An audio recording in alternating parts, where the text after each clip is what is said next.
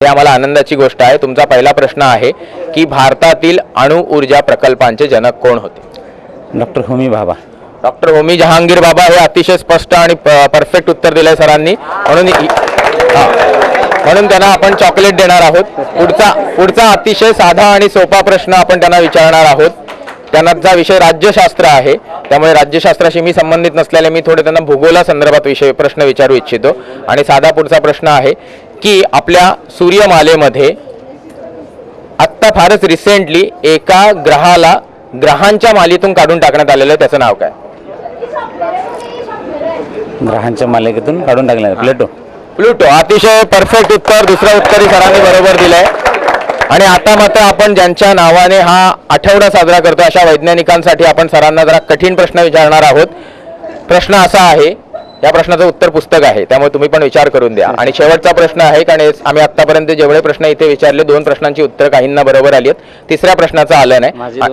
Okay, नाही असं कशाला। तिसरा साधा आणि सिंपल प्रश्न आहे की तुम्ही मला सांगायचं आतापर्यंत वंशाने, जन्माने, नागरिकत्वाने भारतीय असलेल्या एकूण किती शास्त्रज्ञांना नोबेल प्राइज मिळाले? 3। उत्तर चुकलेलं आहे, कारण एकूण 10 शास्त्रज्ञांना नोबेल प्राइज मिळालेला आहे। आणि त्यातले काही वंशाने भारतीय आहेत, काही जन्माने भारतीय आहेत, पण त्यानंतर ते अमेरिकेत स्थायिक झाले। आणि बऱ्यापैकी काही बाहेरचे लोक आहेत जे भारतात येऊन स्थायिक झाले आणि मग त्यांना नोबेल प्राइज मिळालं। त्यामुळे तरी चालेल, हरकत नाही। धन्यवाद सर, आपण मला प्रश्नांची उत्तरे दिलीत। आपण आता तुम्हाला बक्षीस देऊया। तुम्हाला मी काही प्रश्न विचारेन। पहिल्या प्रश्नाचं बक्षीस आहे चॉकलेट, दुसऱ्या प्रश्नाचं पेन, तिसऱ्या प्रश्नाचं पुस्तक। ओके, तुमचा पहिला प्रश्न असा आहे की 28 फेब्रुवारी या दिवसाचं महत्त्व काय आहे? त्या दिवशी एका राजकीय नेत्याचा वाढदिवस आहे। कुठल्या? लाल बहादूर शास्त्री। नाही, राष्ट्रीय विज्ञान दिन आहे 28 फेब्रुवारी। आपण उभे आहोत आता VK हायस्कूल विठोबा खंडाप्पा विद्यालय, तसेच इथे बाजूला असलेलं KV कन्या विद्यालय म्हणजे केशवजी विरजी विद्यालय। हे कोळेसू विद्यालयाची ही 2 जी ठिकाणं आहेत ही अतिशय जुनी आहेत आणि यांच्यामुळे अनेक विद्यार्थी घडले आहेत। माझ्यासारख्या विद्यार्थ्याला शास्त्रज्ञापर्यंत पोहोचवण्याचं महत्त्वाचं काम केलं आहे विठोबा खंडाप्पा विद्यालयानं, तसंच केशवजी विरजी कन्या विद्यालय किंवा KV कन्या विद्यालयाने खूप चांगले विद्यार्थी घडवले आहेत। आणि याच्यानंतरचं शिक्षण बहुतांश लोकांचं जे आता वयाने मोठे आहेत त्यांचं SC कॉलेजला झालेलं आहे। त्यामुळे आम्ही खऱ्या अर्थाने विठोबा खंडाप्पा विद्यालय म्हणा, KV कन्या विद्यालय म्हणा किंवा SC कॉलेज म्हणा, या सगळ्यांचे ऋणी आहोत। आणि अशा या विद्यालयामध्ये अजूनही त्याच उच्च प्रतीचं शिक्षण दिलं जातं।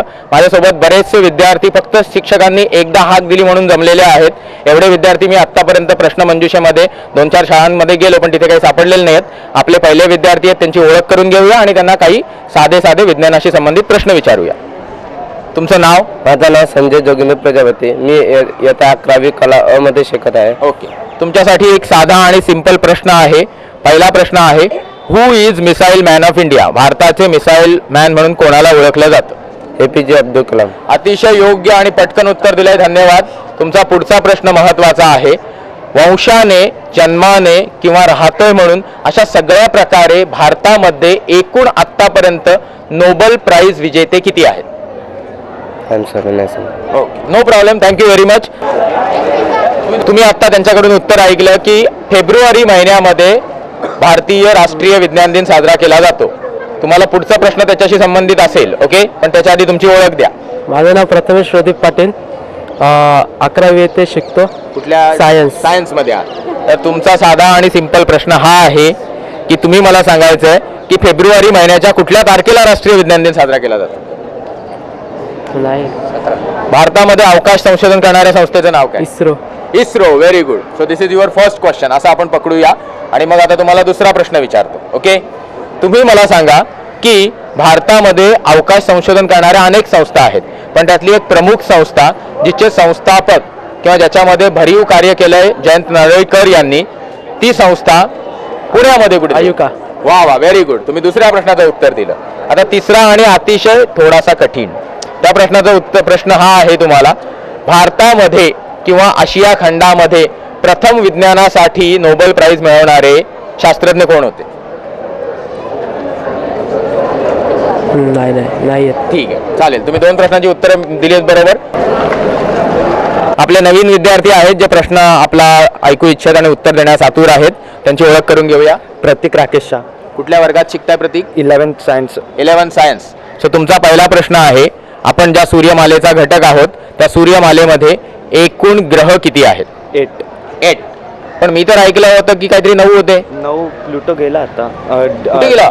दिसत नाही आता, म्हणून 8 नाही, असं काही नाहीये.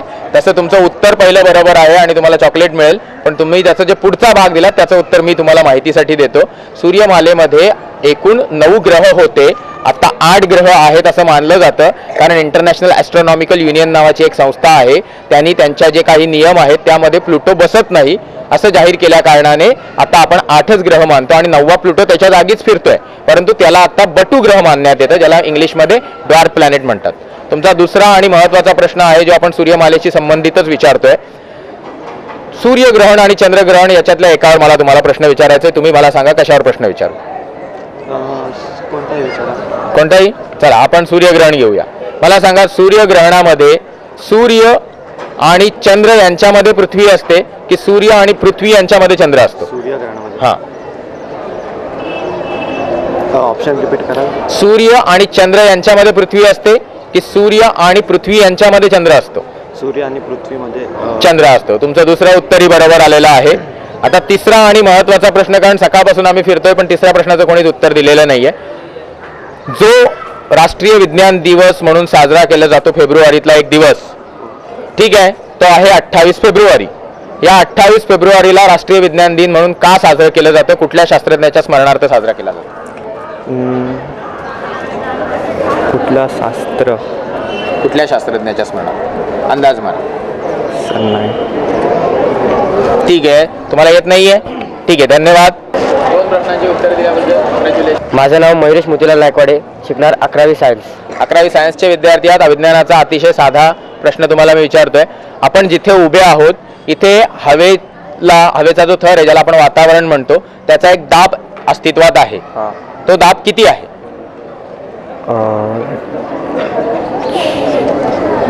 दाब म्हणजे तसं वातावरणाचा एक दाब असतो. आपण आपल्या विज्ञानात म्हणजे फिजिक्समध्ये शिकतो की वातावरणाचा दाब एवढा एवढा आहे.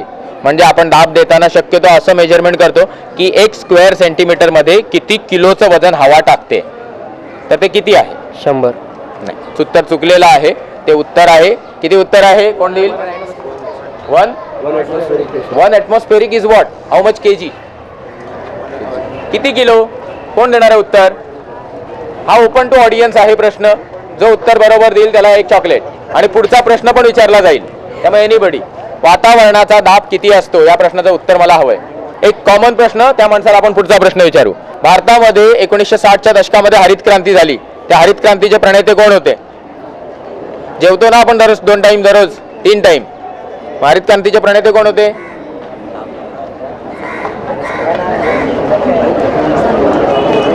ठीक आहे, सगळ्यांसाठी एक कॉमन प्रश्न. ठीक आहे, MS स्वामीनाथन. या पुढे.